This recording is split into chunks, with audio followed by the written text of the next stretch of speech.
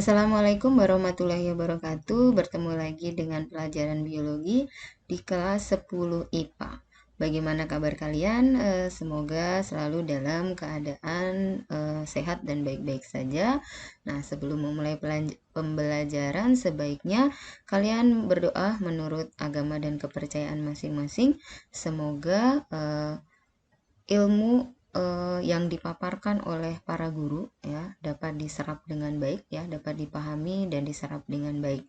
Oke, di pertemuan sebelumnya Ibu sudah menjelaskan mengenai sejarah penemuan virus, kemudian ciri-ciri virus dan struktur tubuh virus. Nah, kali ini Ibu akan menjelaskan mengenai reproduksi virus. Nah, di sini kamu nggak boleh lupa dengan struktur tubuh virus. Nah, kalian masih ingat nggak struktur tubuh virus itu terdiri dari apa saja ya, terutama yang bakteriofag atau virus T. Yaitu ada bagian kepala, ada bagian leher, ya, ada bagian selubung ekor, serabut ekor, dan papan dasar. Nah, ini karena akan menjadi dasar bagi kita untuk mempelajari reproduksi virus. Oke, nah berdasarkan tahapannya ada dua macam reproduksi virus, yaitu secara litik, ini yang merah ini secara litik, kemudian yang biru ini secara lisogenik. Ya, nanti akan Ibu jelaskan pertahapannya secara detail. Nah, litik ya dan lisogenik itu saling berkaitan. Nah, saling berkaitannya bagaimana? Ya, nanti akan Ibu jelaskan. Oke, sekarang kita bahas dulu yang siklus litik. Nah, kita contohkan ini terjadi pada bakteriofag. Bakteriofag itu adalah virus yang menyerang bakteri, artinya inangnya adalah bakteri. Ya, jadi siklus litik ini terdiri dari 5 tahapan. Yang pertama adalah absorpsi, yang kedua adalah penetrasi, yang ketiga sintesis, yang keempat perakitan, yang kelima adalah lisis. Kita akan bahas satu persatu. Yang pertama adalah absorpsi, yaitu tahap di mana virus atau bagian serabut ekornya itu melekat pada inang. Nah, serabut ekor itu khas ya, jadi kalau dia inangnya adalah bakteri, maka dia hanya bisa melekat pada bakteri. Dia tidak bisa melekat pada sel yang lain, misalkan sel jamur atau sel pada manusia. Nah, seperti itu ya, jadi khusus. Kemudian tahap kedua adalah penetrasi. Nah, penetrasi itu adalah memasukkan asam nukleat atau DNA virus ke dalam tubuh inang. Yang dia lakukan adalah di sini dia mempunyai enzim lisosim, kemudian dia akan melubangi dinding sel dan membran dari inang ya, dari bakteri, kemudian dia akan mendorong atau memasukkan DNA-nya ke dalam tubuh inang. Nah, kemudian setelah DNA-nya masuk, baru dia akan memulai tahap selanjutnya, yaitu tahap ketiga, sintesis. Apa yang dilakukan di tahap sintesis? Yang dia lakukan adalah dia menghancurkan DNA inang atau asam nukleat inang. Ya, dengan menggunakan enzim lisosim yang dia punya, atau dia membentuk kembali enzim lisosim yang ada di sitoplasma dari sel inang. Ya. Nah, setelah dia berhasil menghancurkan DNA inang, maka yang dia lakukan adalah mereplikasi DNA virusnya. Dari satu menjadi banyak, jadi di-copy, diperbanyak.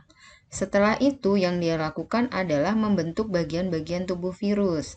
Ingat lagi, tadi Ibu sudah bilang ya, bagian tubuh virus karena ini adalah bakteriofag, ada bagian kepala, ada bagian leher, ada bagian selubung ekor, serabut ekor, dan papan dasar. Dia akan bentuk semua.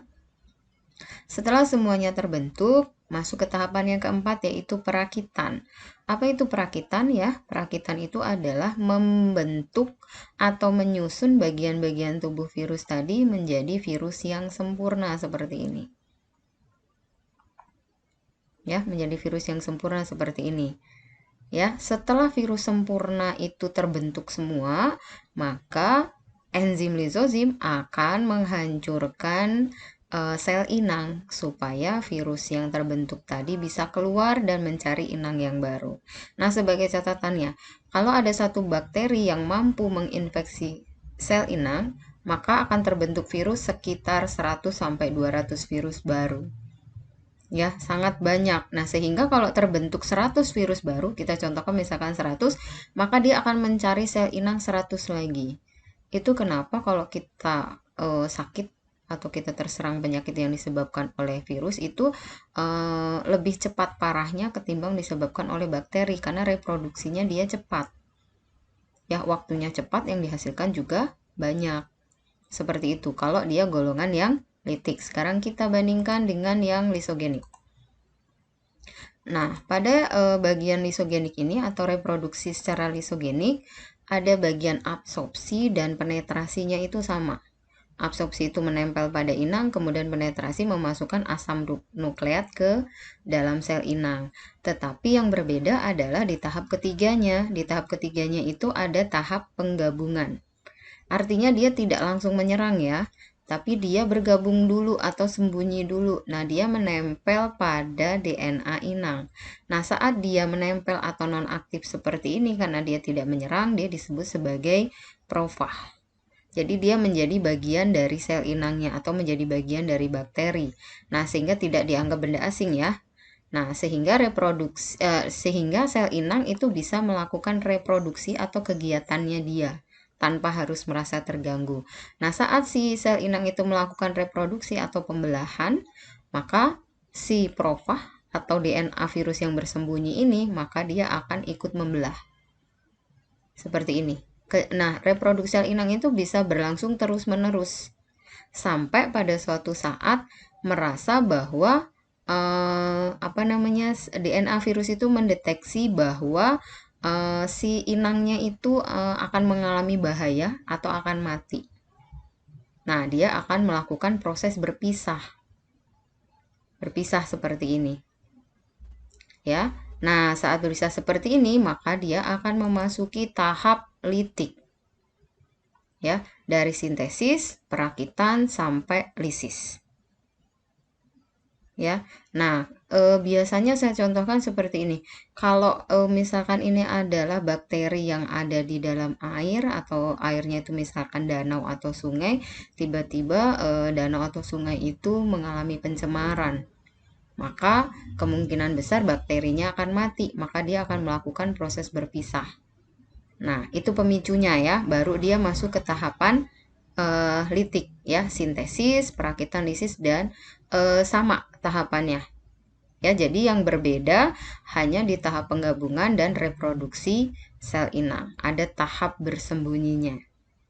Oke, semoga kalian paham ya. Nah, sekarang kita bahas perbedaan antara reproduksi atau siklus litik dan lisogenik.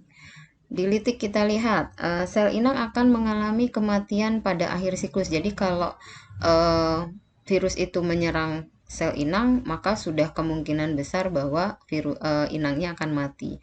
Tetapi kalau yang di tahap lisogenik ada tahap bersembunyi tadi, ada tahap penggabungan, jadi inangnya tidak langsung mati. Kemudian di litik ada 5 tahapan, di lisogenik ada 7 tahapan karena ditambah 2 tahapan tadi ya, ada penggabungan dan ada reproduksi sel inang. Kemudian di litik waktu reproduksi relatif singkat, jadi dia menempel dan menyerang. Kemudian kalau lisogenik waktu reproduksinya relatif lebih lama. Ya, karena ada tahap bersembunyinya tadi, jadi lebih lama. Kemudian litik itu dia siklus litik tidak dapat berubah menjadi lisogenik. Jadi kalau dia tipenya litik ya dia akan litik aja.